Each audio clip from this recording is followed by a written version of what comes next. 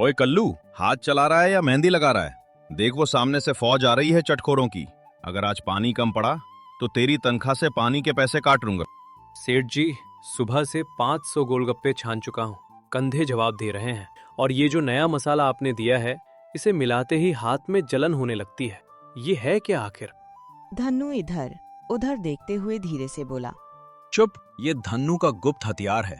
इसे सूंघने के बाद मुर्दा भी उठकर गोलगप्पे मांगने लगे। तू बस ये काली पुड़िया डाल और देख कमाल। जो एक बार चखेगा वो मेरा गुलाम बन जाएगा। कल्लू मन ही मन कुछ सोचने लगा। गुलाम नहीं, बीमार लग रहे हैं लोग। कल तो गज्जू काका कह रहे थे कि गोलगप्पे खाने के बाद उन्हें रात भर तारे दिखाई दिए। दूसरी तरफ माधव अपने पुराने गोलगप्पे के ठेले पर खड़ा था। आसपास सन्नाटा था। दूर दूर तक कोई ग्राहक नहीं दिख रहा था। हे भगवान, आज फिर वही हाल। 4 घंटे हो गए, सिर्फ 2 प्याले बिके हैं। धन्नू के यहाँ मेला लगा है और मेरे यहाँ सन्नाटा। क्या मेरी ईमानदारी ही मेरी सबसे बड़ी दुश्मन है? तभी उधर से गुजरते हुए रामू काका की नजर माधव के ठेले पर पड़ी। बेटा माधव, बुरा मत मानना, पर जमाना जहर का है। धन्नू के पानी में वो नशा है कि लोग खींचे चले जाते हैं। तू सीधा सादा लड़का है, ये धंधा तेरे बस का नहीं। काका, मैं लोगों के पेट में तेजाब नहीं डाल सकता। माँ कहती है कि बरकत वही है जिसमें किसी की हाय ना शामिल हो। बातें तो तेरी अच्छी हैं बेटा, पर बातों से पेट नहीं भरता।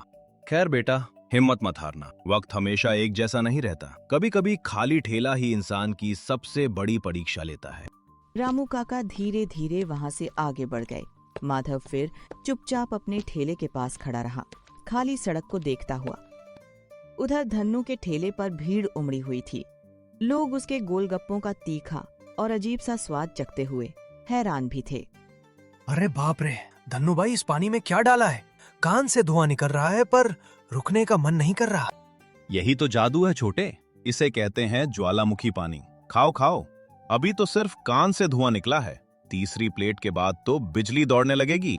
अरे भाई, मुझे तो ऐसा लग रहा है जैसे मैं हवा में तैर रहा हूँ। 1 प्लेट और दो। खाओ भाइयों, जमकर खाओ। पूरे चमनपुर में ऐसा स्वाद सिर्फ यमराज, मेरा मतलब है धन्नू के पास मिलेगा। धन्नू की बातों पर लोग हंसते भी रहे और गोलगप्पे खाते भी रहे। ठेले के आसपास शोर और भीड़ बढ़ती जा रही थी और धन्नू के चेहरे पर एक अजीब सी मुस्कान फैलती जा रही थी। रात गहरा चुकी थी। माधव थका हारा अपने घर पहुंचा। घर के अंदर उसकी छोटी बहन बुखार में चुपचाप लेटी थी और माँ उसके पास बैठी दरवाजे की तरफ देखती हुई माधव के लौटने का इंतजार कर रही थी। माँ, आज फिर दवा के पैसे नहीं जुटा पाया। धन्नू ने जैसे पूरे गांव पर वशीकरण कर दिया है। बेटा रो मत। अंधेरा कितना भी गहरा हो, दिए की एक लौ काफी होती है। आज मैं तुझे वो दूंगी जो तेरे पिता ने मरते समय मुझे सौंपा था। तभी माँ एक पुरानी पीली चिट्ठी निकालकर धीरे से माधव के हाथ में दे देती है। ये तेरे पिता की शाही नवरत्न रेसिपी है। वो गोलगप्पे के पानी में केसर, सूखी इलायची और जंगली पुदीना डालते थे। उन्होंने कहा था, जब इंसान का मन काला हो जाए तो उसे कुदरत के स्वाद से जीतो। माँ, कल चमनपुर का स्वाद बदलेगा, ये मेरा वादा है। माँ की बात सुनकर माधव की आंखों में फिर से उम्मीद की चमक लौट आई। उस छोटी सी चिट्ठी के साथ जैसे उसके कल की नई शुरुआत भी तय हो गई। अगली सुबह धन्नू अपनी दुकान पर बैठा नोट गिन रहा था। तभी पास खड़ा कल्लू गुस्से और बेबसी के साथ उससे बात करने लगा। सेठ जी, घर में बीमार माँ है। 2 साल से 1 रुपया नहीं बढ़ाया। आज तो 500 बढ़ा दो। पैसे? तूने क्या तीर मारा है? मसाला मेरा, दुकान मेरी, तू तो बस एक चलता फिरता चम्मच है। निकल यहाँ से, वरना ये उबलता पानी तेरे सिर पर डाल दूंगा। ठीक है सेठ जी, आज आपने चम्मच को लात मारी है। याद रखना, यही चम्मच एक दिन आपकी लुटिया डुबोएगा। कल्लू गुस्से और दर्द के साथ वहां से चला गया और धन्नू अपने घमंड में मुस्कुराता हुआ फिर से नोट गिनने लगा। अगले दिन माधव ने अपने पिता की दी हुई नई रेसिपी से पानी तैयार किया और अपनी दुकान खोल दी। थोड़ी ही देर में पूरे बाजार में एक अनोखी खुशबू फैलने लगी जो लोगों को उसकी दुकान की ओर खींचने लगी। अरे ये क्या खुशबू है? ऐसा लग रहा है जैसे किसी ने इत्र छिड़क दिया हो। बहन जी, ये है शाही अमृत गोलगप्पा। इसमें कोई केमिकल नहीं, सिर्फ कुदरत का जादू है। एक बार चक्कर देखें। तभी सभी ग्राहक हैरानी से एक दूसरे की तरफ देखने लगे। उन्होंने पहला निवाला लेकर स्वाद चखा और तभी उनमें से एक ग्राहक उत्साह से बोल पड़ा। वाह, गला तर हो गया। धन्नू के यहाँ तो सिर्फ मिर्च और जलन थी, यहाँ तो सुकून है। अरे ओ, सबको बुलाओ, असली गोलगप्पे यहाँ हैं। देखते ही देखते माधव के ठेले के पास भीड़ बढ़ने लगी और पूरे बाजार में उसके गोलगप्पों की चर्चा फैल गई। दूसरी तरफ धन्नू का ठेला धीरे धीरे खाली होने लगा था। ग्राहक अब माधव की दुकान की तरफ जा रहे थे और यह देखकर धन्नू जलन और गुस्से से तिलमिला उठा। ये कल का छोकरा मेरी बादशाहत छीन रहा है। कल्लू, ओए कल्लू, कहाँ मर गया? अच्छा, वो तो चला गया, खुद ही करना होगा। तभी धन्नू अपनी जेब में हाथ डालकर एक लाल शीशी निकालता है। हकीम ने कहा था कि इसके 2 बूंद काफी हैं, पर आज मैं ये पूरी डिब्बी डाल दूंगा। आज मेरा पानी ऐसा बनेगा कि लोग माधव का नाम तक भूल जाएंगे। वो पागलों की तरह सारा केमिकल पानी के बड़े मटके में पलट देता है। धन्नू की आंखों में लालच और साजिश की चमक थी और उसका खतरनाक खेल अब शुरू हो चुका था। थोड़ी देर बाद धन्नू के कुछ पुराने ग्राहक वहां आकर गोलगप्पे खाने लगे। उन्होंने पहला निवाला चखा ही था कि अचानक अजीब सा हंगामा शुरू हो गया। आह, मेरा पेट, ऐसा लग रहा है जैसे पेट में किसी ने चाकू मार दिया हो। धन्नो, ये क्या खिला दिया? मेरी आंखों के सामने अंधेरा छा रहा है। अरे शायद गर्मी ज्यादा है इसलिए हो रहा होगा। पानी तो एकदम बढ़िया है। देखते ही देखते पूरे बाजार में हड़कंप मच गया और धन्नू के चेहरे का रंग उड़ गया। शाम को धन्नू घबराया हुआ अपने घर पहुंचता है। जैसे ही वह घर के अंदर कदम रखता है, उसकी नजर अपनी पत्नी बिंदु पर पड़ती है, जो बुरी तरह बीमार पड़ी तड़प रही होती है। यह दृश्य देखकर धन्नू के पैरों तले जमीन खिसक जाती है। बिंदु, ओ बिंदु, ये क्या हालत बना रखी है तूने? उठ, देख मैं आ गया। जी, बहुत बहुत जलन हो रही है। ऐसा लग रहा है जैसे किसी ने सीने में जलता हुआ कोयला रख दिया हो। सांस नहीं ली जा रही। तूने कुछ गलत तो नहीं खा लिया? बता मुझे, क्या हुआ था? दोपहर को भूख लगी थी। रसोई में वो जो नीली पट्टी वाली डिब्बी रखी थी, मुझे लगा आप शहर से कोई नया शाही चाट मसाला लाए हैं। मैंने अपनी दही भल्ले की प्लेट में वो सारा मसाला डाल दिया। सोचा था आज मैं भी आपके जैसा जादुई स्वाद चखूंगी, पर नहीं, सर्वनाश हो गया। अरे ओ अभागन, वो चाट मसाला नहीं था, वो तो धीमा जहर था। मैंने उसे दूसरों को बर्बाद करने के लिए बनाया था। उसमें तेजाब और खतरनाक केमिकल थे ताकि लोगों को मेरे पानी की लत लग जाए। क्या जहर? आप गांव वालों को जहर खिला रहे थे?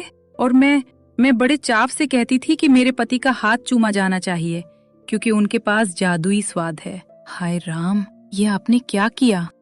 मैंने सबको मारने का जाल बिछाया था बिंदु, पर मुझे क्या पता था कि मेरा अपना ही परिवार उस जाल में फंस जाएगा। मैं दूसरों के घरों में मातम मनाना चाहता था ताकि मेरी तिजोरी भर सके, पर आज मेरी तिजोरी भरी है और मेरा घर उजड़ रहा है। जी, मुझे बचा लीजिए, मुझे मरना नहीं है। हमारे बच्चों का क्या होगा? देखो, मेरी आंखों के सामने अंधेरा छा रहा है। मैं अभी डॉक्टर को बुलाता हूँ, मैं सब ठीक कर दूंगा। हे भगवान, मुझे सजा दे दो, मुझे मार डालो, पर मेरी बिंदु को बख्श दो। मैंने पाप किया है, मैं गुनहगार हूँ। उस शाम धन्नू को पहली बार समझ आया कि लालच और बुरे कर्मों का अंजाम कितना भयानक होता है। दूसरों के लिए बिछाया गया जहर का जाल आखिरकार उसी के अपने घर को उजाड़ने लगा था। कर्म का प्रहार हो चुका था। तभी अचानक दरवाजा जोर से खुलता है और दरवाजे पर इंस्पेक्टर, डॉक्टर और गुस्से से भरा कल्लू अंदर आ जाते हैं। डॉक्टर साहब, देखिए इसे क्या हो गया। ये बोल नहीं पा रही, बस तड़प रही है। दरोगा जी, आप यहाँ इस वक्त? धन्नू, अब ये नाटक बंद कर। बाहर पूरा गांव तेरे नाम की थू थू कर रहा है। आधे लोग अस्पताल में भर्ती हैं। हमें पता चल गया है कि तू दुकान पर गोलगप्पे नहीं, मौत बेच रहा था। नहीं दरोगा जी, वो तो बस मामूली पेट दर्द होगा। मौसम खराब है ना।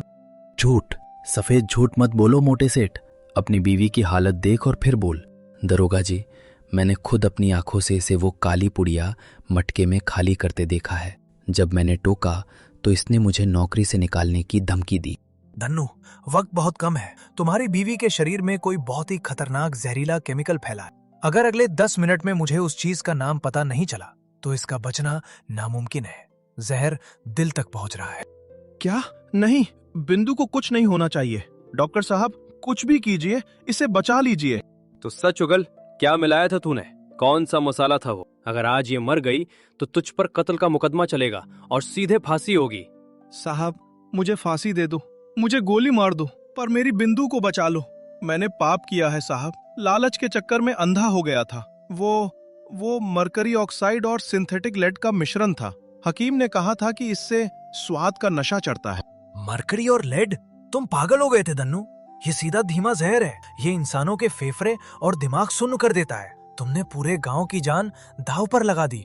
छी धन्नू, तू इतना गिर जाएगा सोचा नहीं था। सिर्फ चंद सिक्कों के लिए तूने उन बच्चों के पेट में जहर डाल दिया जो तुझे धन्नू अंकल कहकर बुलाते थे। सेठ, तू कहता था ना कि मैं सिर्फ एक चम्मच हूँ। देख, आज इसी चम्मच ने तेरे जहर का घड़ा फोड़ दिया। अब सड़ना जेल में है।